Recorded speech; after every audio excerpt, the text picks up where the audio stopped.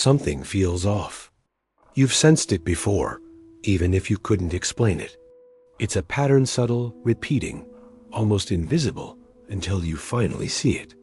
Certain behaviors, certain reactions, a kind of emotional weightlessness that looks soft on the surface, but hides something. Deeper underneath. It's the refusal to grow up.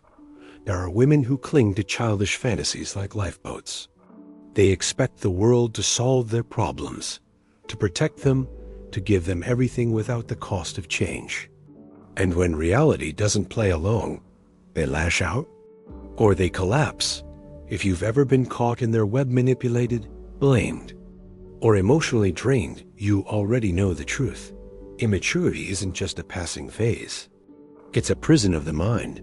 But before you think this is an attack, stop. This isn't about judgment. This is about understanding something that runs far deeper than surface behavior. Because immaturity isn't random. It's a shield, built slowly, layer by layer, out of fear. A fear buried so deep that even the person living inside it can't always see it. Carl Jung spent years exploring this hidden world through feminine archetypes. The girl, the princess, the sorceress.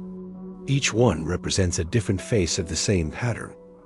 A psyche stuck at a certain stage, refusing to evolve. Society has helped create this trap. From childhood, many women are romanticized as delicate, emotionally superior, even morally pure. They are told that softness is power, that innocence is virtue, that being fragile will attract protection. But this story has a dark underside, because while the male psyche is often pushed into the world with pressure and demand, the female psyche is often wrapped in sugar and silk, and the shadows learn to hide behind sweetness. Think about it. How many times have you seen a grown woman throw a tantrum like a child when things don't go her way? How often is blame shifted outward to the father, the partner, society, fate, anyone but herself? That is the first and most telling sign of arrested development, the refusal to take responsibility. Jung believed that a woman's psyche, like a man's, moves through stages from innocence to wisdom. But when the journey stalls, when growth is resisted, immaturity takes control. That's when we meet women who appear grown on the outside but are still emotionally children on the inside. First comes the girl archetype. She refuses to grow up, expecting to be pampered, protected, and provided for. Her fragility becomes her greatest weapon. She cries instead of reasoning. She manipulates instead of communicating. She floats through life assuming the world owes her care. Society rewards this behavior. Women are often told, it's okay to be delicate. Someone will always take care of you. But the world doesn't work like that. And when reality finally arrives, many are completely unprepared to face it. Then comes the princess archetype. Immaturity evolves into entitlement. This is the woman who believes she deserves everything: love, comfort, success, without the weight of effort. She sees herself as the center of the story, and if life dares to contradict her, she takes it as betrayal. Her rage isn't random. It's the shock of someone who has never learned to adapt. And finally, the sorceress archetype. This is where immaturity turns into power. She's not soft or naive anymore. She's clever, seductive, strategic. She doesn't want connection. She wants control.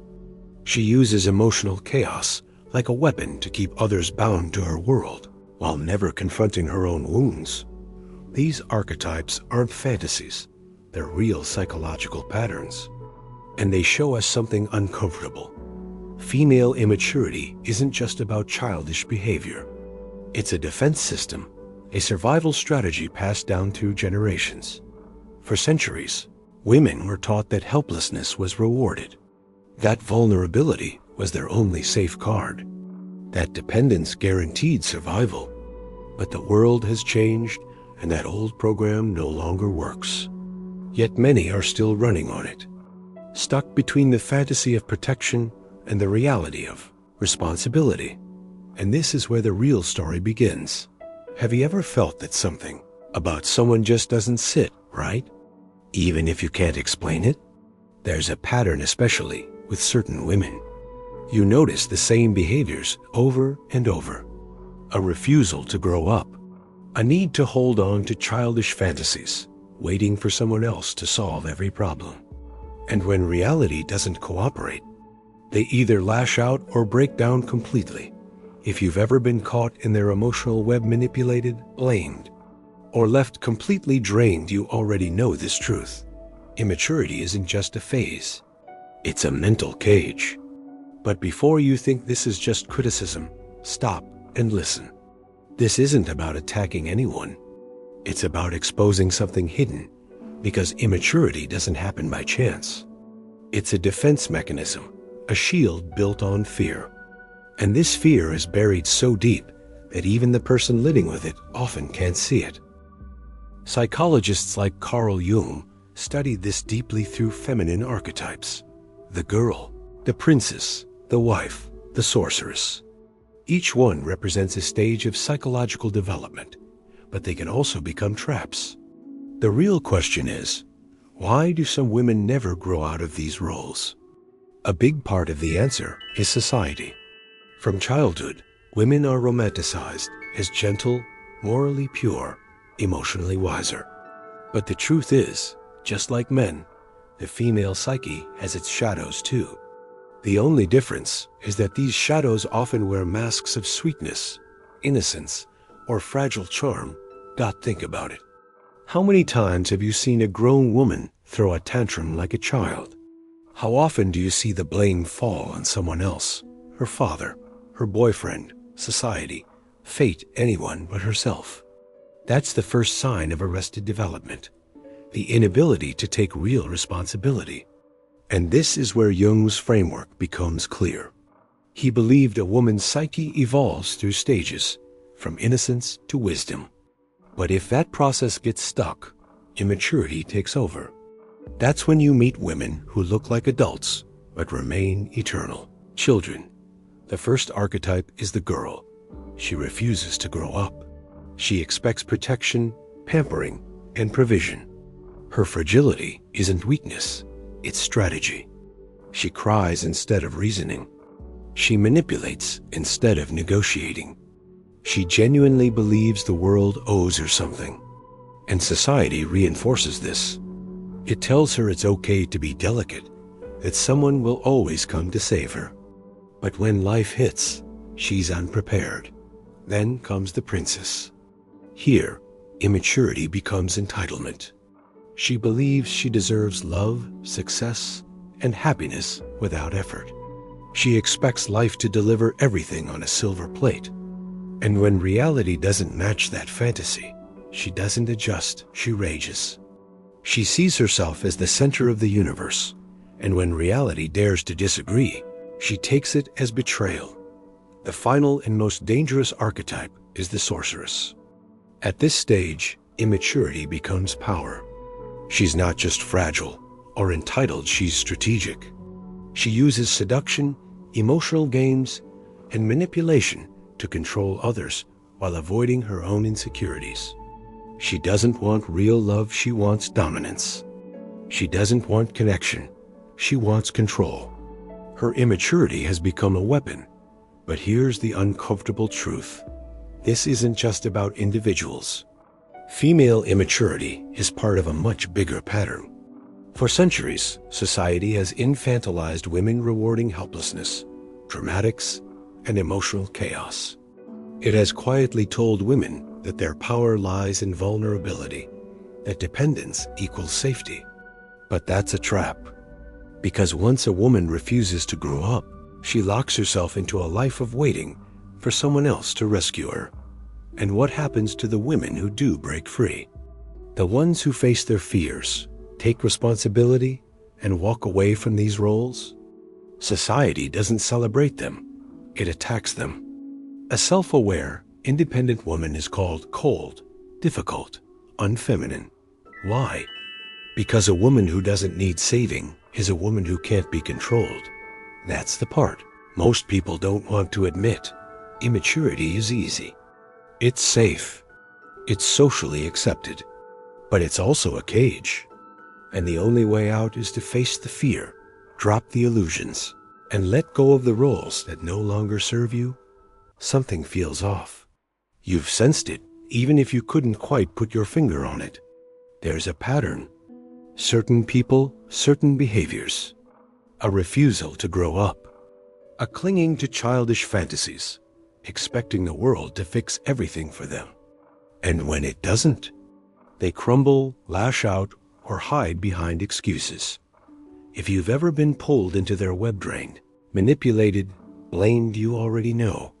Immaturity isn't just a phase. It's a prison of the mind. But this isn't about pointing fingers.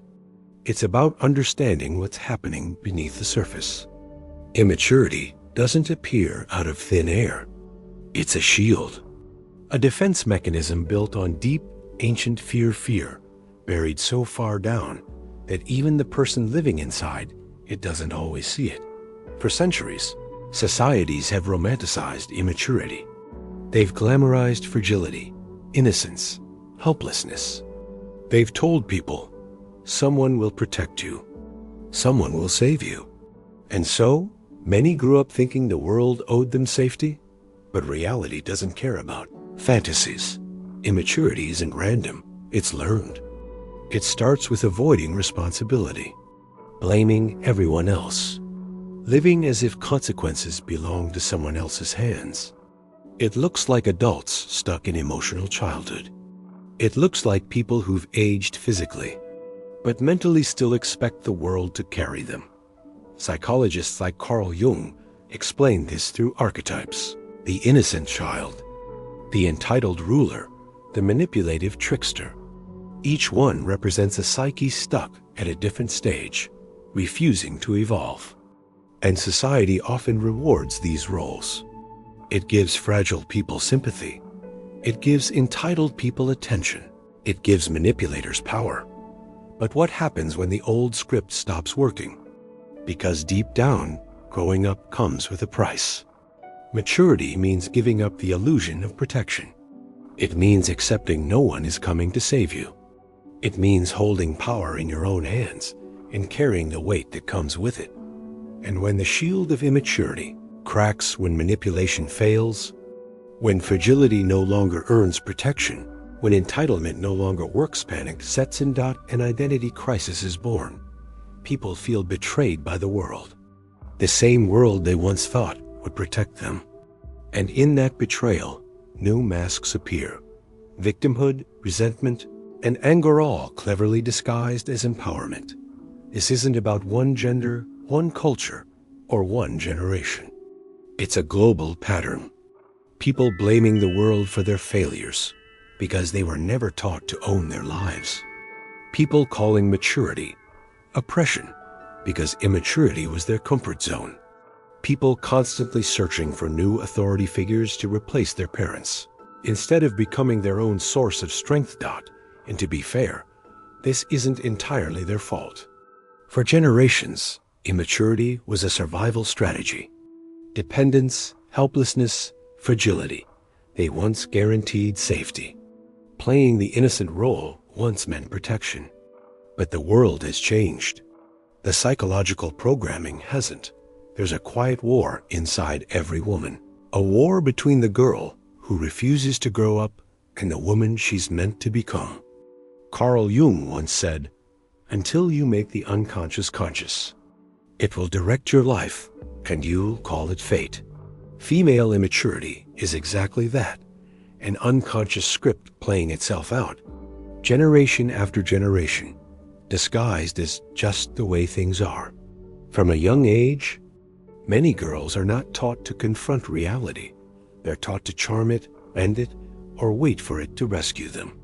Fairy tales glorify the princess locked in a tower, not the woman who builds her own fortress.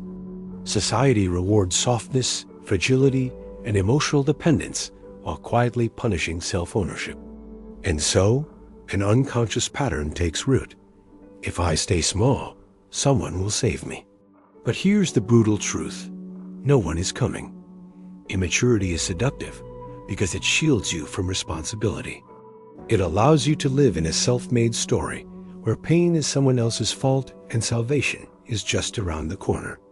But Jung understood that the human psyche is not kind to those who run from their shadows. The immature feminine avoids the shadow, the part of the psyche that contains all repressed truths, impulses, and fears. She refuses to look at the manipulative tendencies, the dependency cravings, the need to be adored without earning respect. Instead, she projects these elements onto others, blaming men, society, or fate for her inner void. But projection doesn't heal. It only delays the confrontation. Jung called this process individuation, the painful, transformative journey of becoming whole by integrating the shadow. And that's where female immaturity often collapses. Because to grow up, the inner girl must die. Her illusions must be burned away. And few are ready for that funeral. Think about it. Many modern women find themselves trapped in a strange emotional limbo, independent on the outside, dependent on the inside. She may work, earn, speak loudly about freedom, but deep down, she still clings to the fantasy of being chosen, protected, and exempted from the harshness of life. She wants power without responsibility, admiration without accountability, and comfort without sacrifice. This is the essence of immaturity, wanting the fruits of adulthood without bearing its weight. Jung warned that what we fail to integrate will eventually control us. An immature psyche doesn't stay harmless. It becomes manipulative. When softness no longer works, it turns into emotional drama. When charm fades, victimhood takes its place. When the world stops catering, resentment looms. This is why we see a cultural rise of performative empowerment, strength as a costume, not a lived reality. It's not true maturity. It's just the princess wearing armor made of glass. And the scariest part? Immaturity can look powerful in the short term. The tears that bend situations, the calculated helplessness that disarms, the refusal to take blame that keeps one feeling morally superior. These are effective tactics. For a while. But over time, reality stops negotiating with fantasies. The world hardens. And the woman who never learned to stand on her own 2 feet finds herself emotionally stranded. Jung would say that such a woman has not yet met herself, the deeper, wiser part of the psyche that emerges only when the ego stops hiding. And immaturity is, at its core, the ego's defense mechanism. It is the ego screaming, "Don't make me grow up. Don't take away my illusions." But maturity is not optional. Life forces it on you, whether you accept it willingly or not. Every crisis, every heartbreak, every betrayal is life knocking at the door, asking, "Are you ready to meet yourself yet?" The mature feminine is not soft in a naive way. She is soft because she has seen everything and chosen strength anyway. She doesn't need to manipulate because she has integrated her power. She doesn't need to cling because she has built her own roots. She doesn't demand the world cater to her illusions. She works with reality as it is. This is the woman who has faced her shadow and emerged whole. So the question is simple but terrifying. How long will you keep feeding the inner girl who wants to be saved? How long will you keep projecting your disowned power onto others? At some point, you must choose. Either remain trapped in emotional childhood or step into the brutal, liberating fire of individuation. Jung made it clear, the path to wholeness is not easy. It's a descent into your own darkness. But only there can true maturity be born. Many remain trapped in emotional childhood because growing up means killing illusions. It means letting go of that inner child who thought the world revolved around them. It means dropping the fantasy of being rescued. It means standing alone, without masks, without games, without excuses. And that's terrifying. Nothing stings more than realizing the world isn't designed to cater to you. That no one owes you anything. That every decision, every consequence, every hardship you own it. Maturity isn't a gift, it's a burden. And that burden crushes those who aren't ready to carry it. But here's the uncomfortable truth. Immaturity isn't just personal. It's toxic. It seeps into every decision. It poisons relationships. It sabotages opportunities. It kills dreams quietly, slowly, like a slow leak in a sinking ship. It's the reason some lives never change, some cycles never end, some people never rise. And here's the question almost no one dares to ask. What happens when immaturity turns destructive? There's a difference between being helpless and being immature. But there's something far more dangerous. Using immaturity as a weapon. This is sabotage. Because immaturity doesn't always look like weakness. Sometimes it looks like charm. Sometimes it looks like seduction. Sometimes it looks like chaos wearing a smile. It's the tears that fall the moment they don't get their way. The tantrums that explode when they're challenged. The twisted emotions that shift blame away from their own flaws. And the scariest part? It works. Society is wired to protect fragility, to excuse it, to justify it with phrases like, "That's just how they are." And what's never challenged is reinforced. This is how cycles continue. This is why people grow older, but not wiser. This is why emotional adulthood is rarer than physical maturity. Because many never make the inner leap. In the end, everything comes down to a choice. You can keep living inside the comfortable cage of immaturity. Keep waiting for someone to fix your life. Keep playing the role you are handed by history, culture, or fear. Keep blaming the world, expecting rescue, avoiding responsibility. Or you can grow up. And let's be honest, growth hurts. Maturity strips away every illusion you've built. It forces you to face the raw, unfiltered truth of who you are and where you stand. It doesn't offer applause. It doesn't hand you safety nets. It hands you a mirror. Breaking the cycle means letting go of the person you were trained to be. It means burying the inner child who demanded to be saved and resurrecting the adult who chooses to stand alone. It means carrying the weight of your decisions, even the ones that break you. It means standing in the storm, not because you're fearless, but because you finally understand no one else will fight it for you. And yes, the world won't clap for you. It won't roll out a red carpet for your awakening. It might resist you. It might mock you. It might call you cold, hard, or different. But the world respects strength it can't control. The real question is, are you willing to pay the price of waking up? Because staying asleep is easy. It's soft. It's comfortable. But it's also a slow death. A life half-lived. A soul kept on a leash. Waking up is painful. But it's the only path to freedom. So choose wisely. Break the illusions. Face yourself. Step into maturity, not because it's easy, but because it's real. The game ends when you stop playing the role you were given and start becoming the author of your own story.